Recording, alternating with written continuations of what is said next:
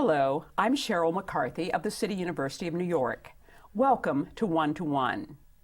Each week, we address issues of timely and timeless concern with newsmakers and the journalists who report on them, with artists, scientists, educators, social scientists, government leaders, politicians.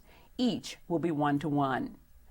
Today, we tackle one of the most controversial and highly debated issues facing us, and that figures heavily as we decide who we'd like to become the next President of the United States. I'm delighted that Dr. Karen Davis, President of the Commonwealth Fund, is here to help us assess the options. The Fund's aim is to promote a healthcare system that works for all of us. We'll discuss what's achievable, what is not, and what the costs are to accomplish these goals. Welcome. It's good to be here. So tell me about the Commonwealth Fund, how it got started, what its purpose is, and who funds it. We were started in 1918 by a gift by Anna Harkness. Her husband, Stephen, was a partner of John D. Rockefeller's, and their wealth was made in Standard Oil. But she wanted to permanently improve the lives of people with serious and neglected problems, special focus on women and children, and how to improve their health and their health care over time. Now, I was looking at your roster of board members who seem to be a mix of university physicians and administrators, hospital group administrators. I think you have some health insurance plan types in there, some investment types. Who are these people and why this particular mix? We get people who are committed to our mission of seeing that the U.S. moves to a high-performance health system. So we're looking with people with a broad perspective. Some of them bring expertise in financial matters to help oversee the sizable endowment that we have. Others are very knowledgeable about the healthcare system. As you said, they're presidents of universities or they run major healthcare systems. And we benefit from that kind of guidance and input, but their primary responsibility is overseeing that we stick to the mission of the fund, that we live up to the expectations of our founders, and that we achieve high value for the resources that are put at our command. Now, your training is as an economist. How did you get here? Yes, I am an economist and have worked in the healthcare field ever since I was trained in economics. I've had an opportunity to serve in government, in research institutions, and on the faculty of Johns Hopkins University. So I was picked in part because of my knowledge of the issues of what it takes to improve access to care for everyone, but particularly vulnerable populations, those who are uninsured, low income, racial or ethnic minorities, or those who are most at risk, young children, frail elders. The Commonwealth Fund has a long history of trying to make sure that they particularly are able to live healthy and productive lives. So what does the fund do specifically? I mean, do you conduct research? Do you come up with policy recommendations? Do you lobby? Do you fund medical programs?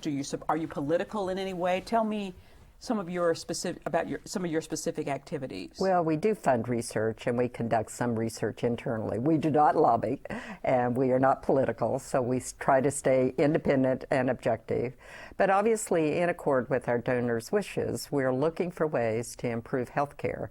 And there are two ways that we focus on. One, to try to inform national public policy, as well as what states are doing to try to improve health care. But we also try to improve healthcare practice. So, for example, we have a major program trying to improve quality in nursing homes, and there we're reaching out to people who run nursing homes. We reach out to people who run hospitals, try to share best practices. How does one hospital have fewer patient errors, medical errors than another? What are some of the best practices that everyone can adopt to improve quality of care, access to care, efficiency of care? I guess, as someone who has an elderly mother and finds myself being a little closer to nursing homes than I used to be, what are the issues there? I mean, what are the real areas that cry out for attention in nursing homes? Well, some of them is just the quality of life, how to make them very resident-centered. Many of them are run like institutions. You feel like you're in a hospital rather than in a home. So partly it's how to really change the culture infrastructure of nursing homes so that it's a place where people can enjoy life, and how to train staff to make sure that's happened.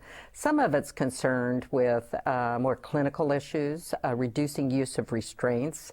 The Commonwealth Fund had a major program on that. It used to be about 45% of all nursing home residents were physically restrained in a given day. How many? 45%, wow. And now it's down to about 5%. Okay. But partly that's happened through public policy. In 1987, the federal government passed really a nursing home Bill of Rights for residents that said you've got a right not to be physically tied up or restrained. But partly it's working with staff to show there are better ways. If patients have Alzheimer's or wander, there are techniques for making sure they don't leave the facility, get lost, without having to physically restrain them, tie them up in a wheelchair, etc. Tell me about some of your most recent research findings. The Commonwealth Fund most recently, 2 years ago, set up a commission on a high-performance health system. It's composed of 19 experts from across the country and all kinds of backgrounds. And the charge to the commission is how to improve access to care, how to lead to better quality and greater efficiency. So simultaneously, solving the major problems of the healthcare system. I think anybody who looks at the U.S. healthcare system realizes we're on the wrong track. The numbers of uninsured are going up. We had about 40 million uninsured in the year 2000. Now we've got 48 million people without health insurance coverage. We're on the wrong track with regard to healthcare costs. We spend more than any other country on healthcare. In fact, about twice per capita what most industrialized nations spend on healthcare. But we don't get better results. Why is that? Well, I think it's because we neglect some of the simple things. We've got a very complex, highly specialized healthcare system, and certainly there are pockets of excellence and there are things we do well. But half of American adults are not up to date with preventive services. So you take the things we know how to do, making sure that women get mammograms, making sure that they get Pap tests. The Commonwealth Fund helped Dr. Papanikolai develop the Pap test back in the 1940s. But today, even though that's available, there's still women dying of cervical cancer. We fall short in terms of medical errors. A lot of that's not so much operating on the wrong part of the body. Right. It's that something falls through the cracks when the patient leaves the hospital or goes from the doctor's office to another doctor. The lab test results don't get back to the patient. They don't find out there's an abnormal test. They're on a lot of different medications. We do a survey every year of healthcare in about 7 countries, and the U.S. has the highest rate of medical errors. And it's partly that there are more opportunities for things to go wrong. We take more medications. We go to different doctors. So one doctor doesn't know what the other doctor is doing. Other countries, in fact, are way ahead of us on the use. Just more efficient. Well, and use of information technology. So there's a complete medical record available to a doctor so they know what medications you've had filled at the pharmacy. In our system, a doctor never knows whether you filled a prescription or not. So a lot of things fall through the cracks. It has always seemed to me that one of the reasons American healthcare is so much more expensive compared to some other countries is that we have made the decision that we want our physicians to be, that our physicians should be very highly compensated, you know, as compared to some other countries. That they sort of have the right to have the boat and, you know, the second house on Long Island. And this is one of the things that has pushed our health cost up. And we don't have to make that decision. I don't know how you feel about that. Is that one of the factors? Well, it's one factor. You know, physicians say in their defense that they've got high debts from medical school, and in other countries the government tends to pay for their medical education. And they also say that 20 cents out of the healthcare dollar is going to the doctor. So, you know, even if they're overpaid a little bit, it's not the big problem. But certainly I think if we really look at compensation across fields, we have a problem. Primary care physicians, your internist, your pediatrician, your family physician is paid maybe half what a specialist in dermatology or radiology gets. So it's little wonder that today's young residents are picking the specialties. The specialties, and it's getting harder and harder to just find a family doctor and to get in and get an appointment. Again, our international surveys show the U.S. is last, or sometimes Canada's down there too, in just being able to get an appointment with your doctor. You might have to wait 6 days, even if you're pretty sick, to get in to see your own doctor. So, and that was supposed to be a feature of socialized medicine. Yes, we talk about rationing in other countries, and certainly there are longer waits for specialized procedures like surgery and hip replacement, or even a cataract operation in other countries, or many other countries. Actually, Germany doesn't have waiting lists, but the UK does. But where we're behind is just access to basic care and being able to get in to see your doctor. As a result, we go to emergency rooms far more than other countries for things that could have been taken care of by your own doctor. So what do you do about that? Is the answer that you have more clinics that attend to preventive care? I mean, what's the answer to that? You know, one of the promising new approaches is something called a patient-centered medical home. So that's a mouthful, but it really means you've got a regular doctor. But beyond that, they really are accountable for your care. They remind you when you need preventive services. Most of us don't get reminders that it's time to get that mammogram or that pap smear or that colon cancer check. They help coordinate your care. They help you navigate. They don't just say, you need to see a cardiologist. Here's a name of one, call them. They actually arrange appointments. They get the information back. They give you counseling on how to deal with your health problems. So a really good primary care home is the basis for improved care in the U.S. Now, it's also having health insurance coverage so you can afford to get that care. But a recent study that we conducted called Closing the Divide found if people have health insurance and if they have a patient-centered medical home, differences across patients by race, by ethnicity, in the extent to which they're getting preventive care, the extent to which their chronic conditions are being managed, pretty much go away. Okay. We have to take a short break. We'll be back after the following message. Hi, how are you doing today? What looks good? Our special today is shrimp scampi. It's been sitting around for about a week. Excuse me, what time are you guys leaving? We're gonna rob your house tonight. Don't you wish there were warnings to protect you from life's risks? With diabetes, there is one. It's called A1C, a simple blood test that helps measure your risk of a heart attack and other complications. Learn more at diabetesaonc.org.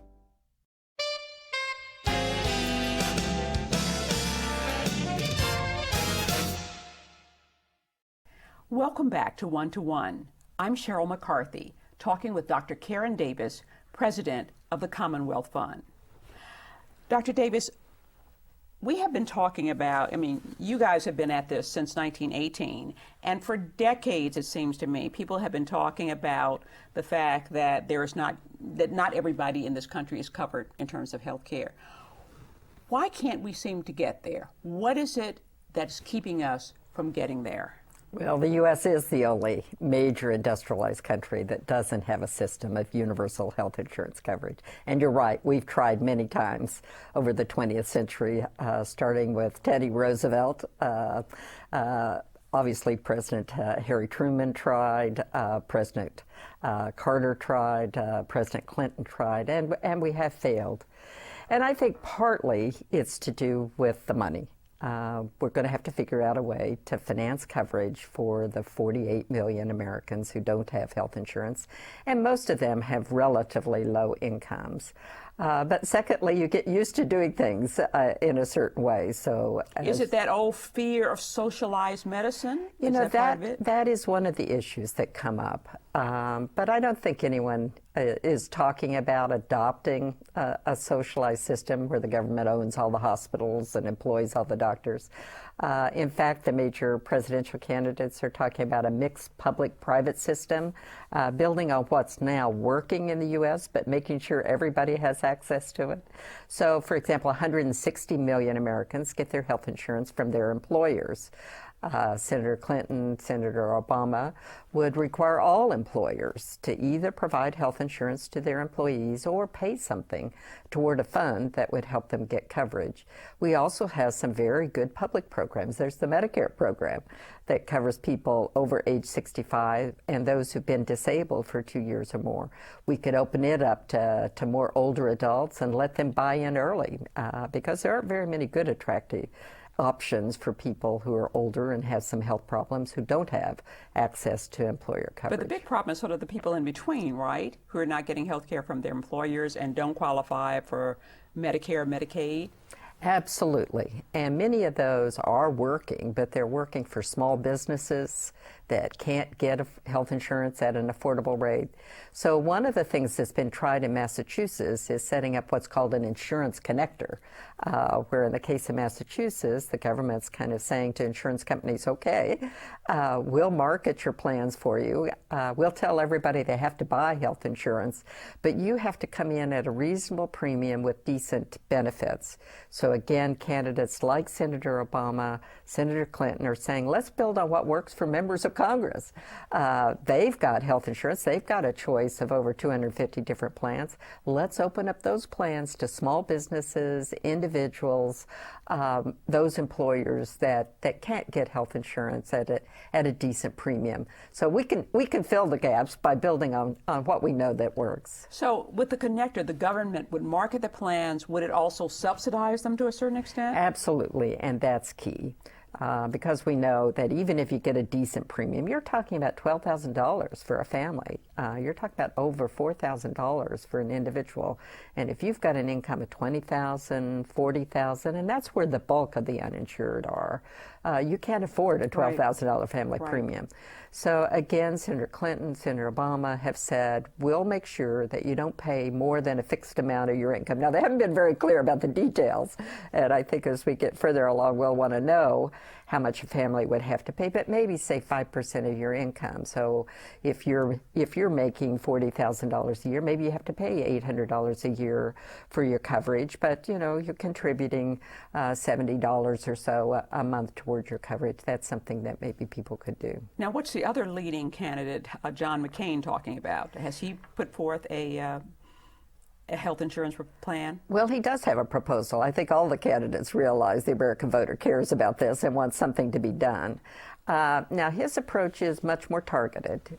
He says he would give people a refundable tax credit of $2,500 for an individual, $5,000 for a family to go out there and buy that $12,000 health insurance policy. But it's available to everybody regardless of income. So even if you don't owe taxes, it would help somebody with a very low income contribute toward part of their health insurance premium. You just probably couldn't pay all of it.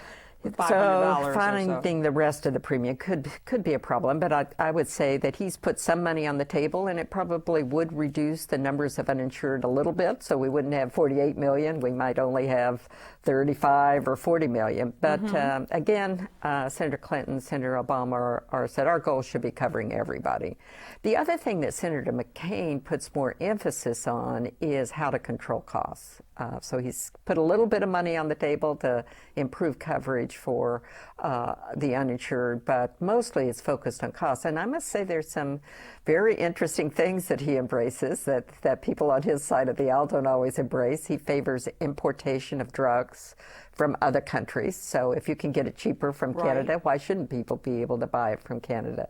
He favors information technology, as do all the candidates. He favors really having better information on what drugs work. Is this device better than that device? Why are we paying more for that hip replacement device than for that one if it doesn't work any better? So getting information on what's called comparative effectiveness of drugs, devices, procedures. He supports that.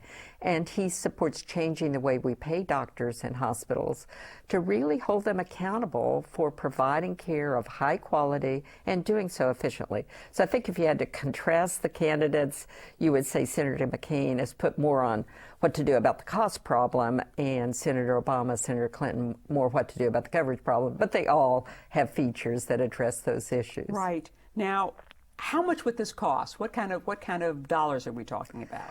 Well, on the Republican side, they haven't said how much it would cost, so I don't think we know for sure. But on the Democratic side, Senator Clinton said her proposal would cost federal budget dollars of $90 to $120 billion a year. Senator Obama said his plan would cost $50 to $60 billion. Part of that depends on how much offsetting savings they get from things like investing in information technology to reduce waste, reduce errors, reduce duplication. And other kinds of techniques of changing the way we pay doctors, the way we look at the effectiveness of care. So there are two ways to think about costs. One is what's the total amount we're spending in this country on health care. And certainly it's clear that the plans that Senator Clinton and Senator Obama put forward have a lot of promise to save total health system spending. Work that we've supported shows that you could save $1.5 trillion in healthcare spending over 10 years if you were willing to make some of these fundamental reforms in the way we organize care, the way we pay for care, getting better research on what works, and getting better information out to people. On the other hand, it probably is going to take some federal budget investment to provide the premium assistance, to make sure that nobody has to pay more than 5% of their income. So candidates have said, well, we'd be willing to give up the tax breaks for high-income people, roll back the Bush tax cuts for those over $200,000. Have they all said that, or just some? Senator Clinton, Senator Obama have indicated they would use those. Senator Clinton says she would eliminate some of the overpayments to the managed care plans that exist in the Medicare program. And they're also counting on savings from some of these reforms of the healthcare system. We know that there are I understand at least, that there are public hospital emergency rooms.